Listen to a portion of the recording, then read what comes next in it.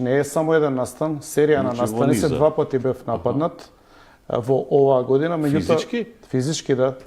Физички бев нападнат.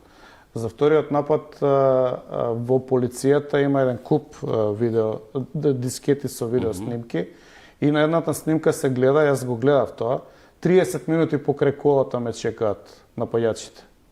Значи не се дојдени случајно, не се дојдени рандом, нели поради некоја друга причина, туку таргетирано и чекаат покрај колата.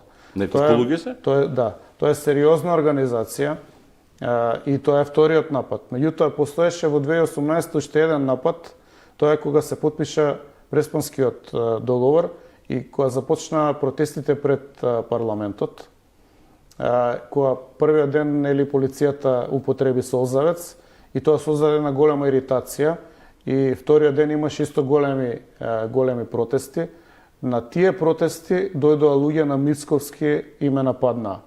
Затоа немаше потврда до пред известно време, но еден новинар од Скопје има сведоштво од човек од блиското окружување на Мицковски кој што му потврди дека Мицковски му има дадено наредба да тргнат на мене. И они тргнаа како група на мене.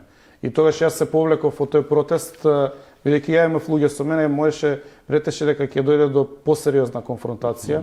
Јас се повлеков затоа што знае дека ќе биде злоупотребено од медиумите, дека македонци со македонци се конфронтираат, а се работи за договор кој што го менува името на државата. И тогаш се повлеков и тогаш што остана како изолиран случај. Меѓутоа вториот и третиот случај кои што доаѓаат оваа година, мене ми покажува дека номенклатурата која што е поврзана со политичкото подземје и со тајни служби и соработува со странски тајни служби, станува агресивна и е жедна за крв.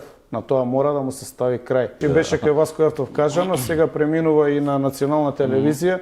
Се надевам дека ќе предизвика интерес. Сакам да дебатирам, односно сакам да дадам исказ ако треба и со полиграф пред обвинител и сакам да бидат најдени луѓето, затоа што ако не бидат зауставени, они ќе го повторат ова, не со мене, со било кој друг. Ако влеземе во зона на политички ликвидации, ние ќе се вратиме во 20-тите на минатиот век, кога ВМРО тоа го правеше по улиците ни Софија. Оти ако мене државата не може ме заштити, тогаш јас ќе најдам начин сам да се заштитам. И тоа во време кога не сте политички активи.